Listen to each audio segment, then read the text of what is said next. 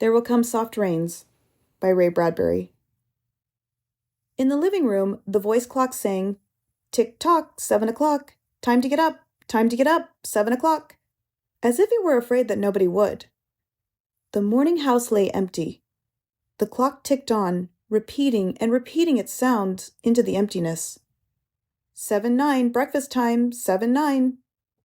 In the kitchen, the breakfast stove gave a hissing sigh and ejected from its warm interior 8 pieces of perfectly brown toast, 8 eggs sunny side up, 16 slices of bacon, 2 coffees, and 2 cool glasses of milk.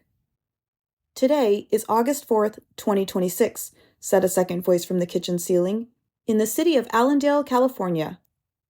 It repeated the date 3 times for memory's sake. "Today is Mr. Featherstone's birthday. Today is the anniversary of Toleda's marriage. Insurance is payable, as are the water, gas, and light bills." Somewhere in the walls, relays clicked, memory tapes glided under electric eyes. 8-1, tick-tock, 8-1 o'clock, off to school, off to work, run, 8-1. But no doors slammed. No carpets took the soft tread of rubber heels. It was raining outside.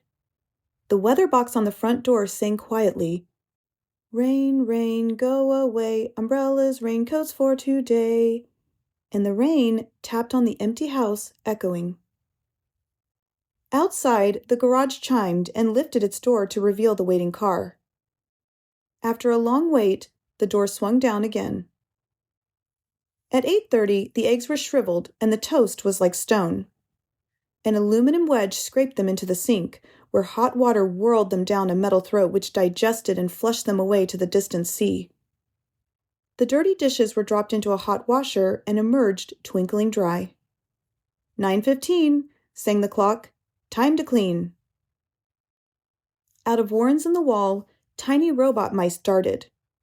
The rooms were acrawl with the small cleaning animals, all rubber and metal. They thudded against chairs, whirling their mustache runners, kneading the rug nap, sucking gently at hidden dust. Then, like mysterious invaders, they popped into their burrows. Their pink electric eyes faded. The house was clean. 10 o'clock. The sun came out from behind the rain. The house stood alone in a city of rubble and ashes. This was the one house left standing. At night, the ruined city gave off a radioactive glow which could be seen for miles. 10:15. The garden sprinklers whirled up in golden founts, filling the soft morning air with scatterings of brightness. The water pelted window panes, running down the charred west side where the house had been burned, evenly free of its white paint. The entire west face of the house was black, save for 5 places. Here, the silhouette in paint of a man mowing a lawn. Here, as in a photograph, a woman bent to pick flowers. Still farther over, their images burned on wood in one titanic instant, a small boy, hands flung into the air. Higher up, the image of a thrown ball, and opposite him, a girl, hands raised to catch a ball, which never came down. The 5 spots of paint, the man, the woman, the children, the ball, remained. The rest was a thin charcoal layer. The gentle sprinkler rain filled the garden with a falling light. Until this day, how well the house had kept its peace. How carefully it had inquired, "Who goes there? What's the password?"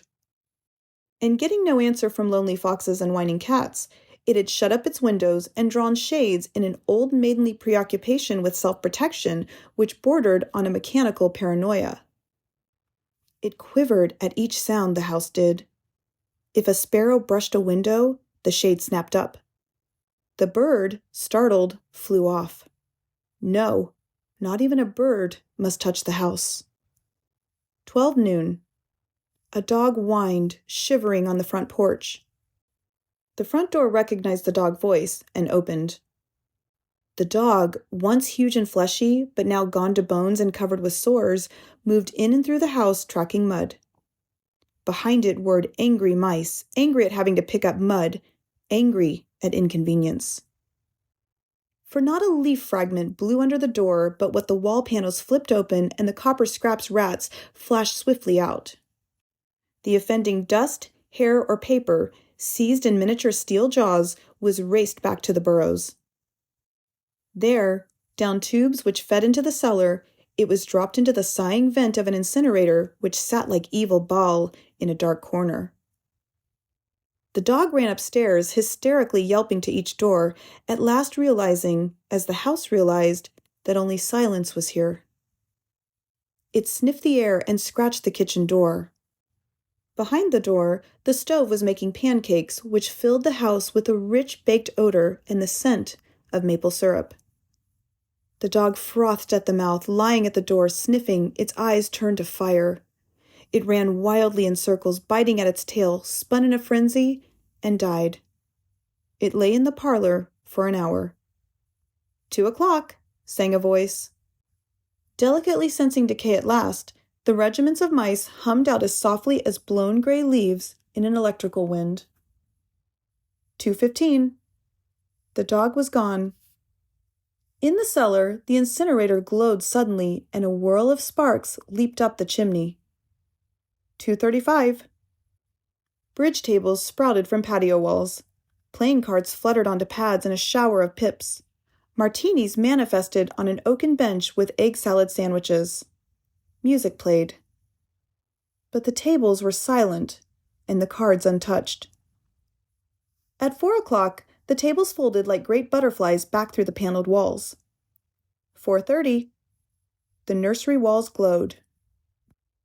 Animals took shape.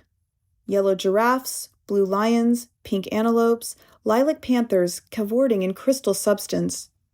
The walls were glass. They looked out upon color and fantasy. Hidden films clocked through well-oiled sprockets, and the walls lived. The nursery floor was woven to resemble a crisp cereal meadow. Over this ran aluminum roaches and iron crickets, and in the hot, still air, butterflies of delicate red tissue wavered among the sharp aroma of animal spores. There was the sound like a great matted yellow hive of bees within a dark bellows, the lazy bumble of a purring lion. And there was the patter of okapi feet and the murmur of a fresh jungle rain, like other hoofs falling upon the summer-starched grass. Now the walls dissolved into distances of parched grass, mile on mile, and warm endless sky. The animals drew away into thorn breaks and water holes. It was the children's hour. 5:00. The bath filled with clear hot water. 6, 7, 8:00. The dinner dishes manipulated like magic tricks, and in the study, a click. In the metal stand opposite the hearth, where a fire now blazed up warmly, a cigar popped out, half an inch of soft gray ash on it, smoking, waiting. 9:00. The beds warmed their hidden circuits, for nights were cool here. 9:05. A voice spoke from the study ceiling. "Mrs. McClellan, which poem would you like this evening?" The house was silent. The voice said at last, "Since you express no preference, I shall select a poem at random." Quiet music rose to back the voice. "Sarah Teasdale, as I recall, your favorite." There will come soft rains and the smell of the ground, and swallows circling with their shimmering sound, and frogs in the pools singing at night, and wild plum trees in tremulous white. Robins will wear their feathery fire, whistling their whims on a low fence wire. And not one will know of the war, not one will care at last when it's done. Not one would mind, neither bird nor tree, if mankind perished utterly. And spring herself, when she woke at dawn, would scarcely know that we were gone. The fire burned on the stone hearth, and the cigar fell away into a mound of quiet ash on its tray. The empty chairs faced each other between the silent walls, and the music played. At 10:00, the house began to die. The wind blew. A falling tree bough crashed through the kitchen window. Cleaning solvent, bottled, shattered over the stove. The room was ablaze in an instant. "Fire!" screamed a voice. The house lights flashed, Water pumps shot water from the ceilings. But the solvent spread on the linoleum, licking, eating, under the kitchen door, while the voices took it up in chorus. Fire! Fire! Fire! The house tried to save itself. Doors sprang tightly shut, but the windows were broken by the heat, and the wind blew and sucked upon the fire. The house gave ground as the fire in 10 billion angry sparks moved with flaming ease from room to room, and then up the stairs. While scurrying water rats squeaked from the walls, pistoled their water and ran for more. And the wall sprays let down showers of mechanical rain. But too late. Somewhere, sighing, a pump shrugged to a stop. The quenching rain ceased. The reserve water supply, which had filled baths and washed dishes for many quiet days, was gone. The fire crackled up the stairs. It fed upon Picassos and Matisses in the upper halls like delicacies, baking off the oily flesh, tenderly crisping the canvases into black shavings. Now the fire lay in beds, stood in windows, changed the colors of drapes. And then reinforcements. From attic trap doors, blind robot faces peered down with faucet mouths gushing green chemical. The fire backed off, as even an elephant must at the sight of a dead snake. Now there were 20 snakes whipping over the floor, killing the fire with a clear, cold venom of green froth. But the fire was clever. It had sent flame outside the house, up through the attic to the pumps there. An explosion. The attic brain which directed the pumps was shattered into bronze shrapnel on the beams. The fire rushed back into every closet and felt of the clothes hung there. The house shuddered, oak bone on bone, its bared skeleton cringing from the heat, its wire, its nerves revealed as if a surgeon had torn the skin off to let the red veins and capillaries quiver in the scalded air.